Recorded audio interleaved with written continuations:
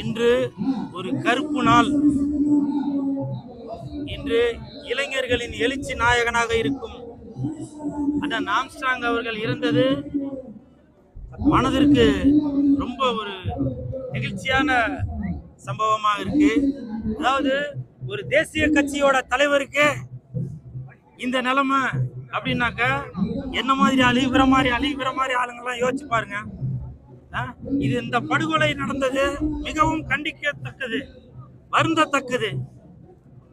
இதுக்கு உடனடியாக காவல்துறையும் தமிழக அரசும் உரிய நடவடிக்கை எடுத்து தவறு செய்தவர்களை மிகவும் கடுமையாக தண்டிக்க வேண்டும். அப்பதான் இனிமேல் இந்த மாதிரி எந்த ஒரு தவறும் நடக்காம இருக்கும். பொதுவாகவே சொல்லுவாங்க, ஸ்காட்லாந்து போலீஸுக்கும் தமிழ்நாடு போலீஸுக்கும் அவ்வளவு ஒற்றுமை, ஏன்னா அவர்களுக்கு நிகராக இன்னைக்கு தமிழக காவல்துறை இருக்கு அப்படின்னு சொல்றாங்க.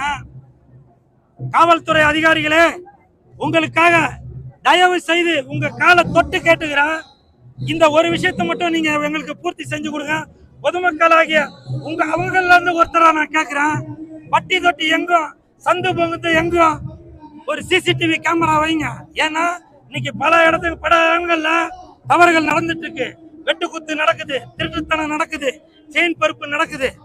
ஸோ இதையெல்லாம் கண்டுபிடிப்பதற்கு ஒரு உகந்த இடமாக இருக்கிறதா சிசிடிவி கேமரா. அதனால காவல்துறை நண்பர்களே, தயவு செய்து நீங்க பல இடங்கள்ல சிசிடிவி கேமராவை பொருத்துங்க. அது மட்டும் இல்ல, இன்னைக்கு ஆம்ஸ்ட்ராங் அண்ணன் அவர்கள் நம்மளிடம் இல்லை. அவர் மறந்து இருந்தாலும் அவர் விதைத்திட்டு தான் போயிருக்காரு.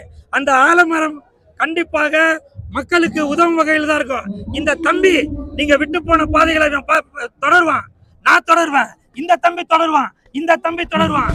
உங்க பேரு ஆம்ஸ்ட்ராங். ஆமா, ஆம்ஸ்ட்ராங் அப்படின்னால உங்களுக்கு பேரு தான் ஞாபகம் வரும். ஆனால் என்ன பொறுத்த வரைக்கும் ஐ எம் ஸ்ட்ராங் அப்படின்னால I am strong, I am strong அப்படின்ற ஒரு ஞாபகம் தான் வரும். இந்த நேரத்துல ஜெய் பீம், ஜெய் பீம், ஜெய் பீம், ஜெய் பீம். இன்னைக்கு தலித் மக்களுக்கு ஒரு பிரச்சனைனாக்கா முன்னாடி நிக்கிறது நீங்க தான். தலித் மக்களோட முதுகெலும்பா இருந்தது நீங்க தான். அது மட்டும் இல்ல, இந்த தம்பி பிஏபிஎல் படிக்கிறதுக்கு அண்ணா நான் ஒரு வழக்கறிஞர் ஆகணும், எனக்கு பண வசதி இல்லை அப்படின்னு சொல்லி நின்னாக்கா உடனே தம்பி நீ படிடா, அதுக்கு நான் சப்போர்ட் பண்றேன்டா அப்படின்னு உதவும் குணம் உள்ளவர் தான் இந்த ஆம்ஸ்ட்ராங் அவர்கள். ஜெய் பீம். நான் கடைசியா அவரை சந்திச்சது அவரோட மகள் பிறந்த நாள் விழாவுக்கு என்ன கூப்பிட்டிருந்தாரு. நான் அன்னைக்கு போயிருந்தேன். அவ்வளவு ஏன் இப்போ ஒரு மாசத்துக்கு முன்னாடி கூட எனக்கு போன் பண்ணி கிண்டல் பண்ணி பேசினாரு.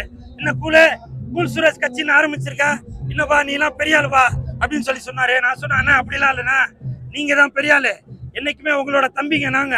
நீங்க ஏதோ ஒரு விஷயம் பண்றீங்க, அதுல ஒரு கடுகளவு விஷயமாச்சு நான் பண்ணுவேன் அப்படின்னு சொல்லி ஒரு ஜாலியா பேசிட்டு இருந்தான். அதெல்லாம் எனக்கு ஞாபகம் இருக்கு. என்னோட வீடியோ எதனா பார்த்தாக்கா உடனே போன் பண்ணுவாரு, கூலு என்னப்பா வேஷம்லாம் போட்டு பயங்கரமா கலக்கிட்டு வர அப்படின்னு சொல்லி சொல்லுவாரு. எனக்கு ஒரு மன வருத்தம் அவர் இல்ல. ஏன்னா எனக்கு ஒரு முழு சப்போர்ட்டா இருந்தவர். என் வீட்டு ஃபங்க்ஷன் சொல்லி கூப்பிட்டாக்க உடனே நிற்பவர். அப்படிப்பட்ட ஒரு மனிதன் இன்னைக்கு இல்லாதது மிகப்பெரிய மன வருத்தம். வீர வணக்கம், வீர வணக்கம், வீர வணக்கம், வீர வணக்கம், வீர வணக்கம், வீர வணக்கம், வீர வணக்கம், வீர வணக்கம். நாம் சங்கிக்கே வீர வணக்கம், வீர வணக்கம், நாம் சங்கிக்கே வீர வணக்கம், வீர வணக்கம், வீர வணக்கம், வீர வணக்கம், வீர வணக்கம், வீர வணக்கம். எங்கள் ரத்தத்துக்கே வீர வணக்கம், எங்கள் ரத்தத்துக்கே வீர வணக்கம், வீர வணக்கம், வீர வணக்கம், வீர வணக்கம், வீர வணக்கம். எங்கள் நரம்புகளுக்கே வீர வணக்கம், எங்கள் நரம்புகளுக்கே வீர வணக்கம்.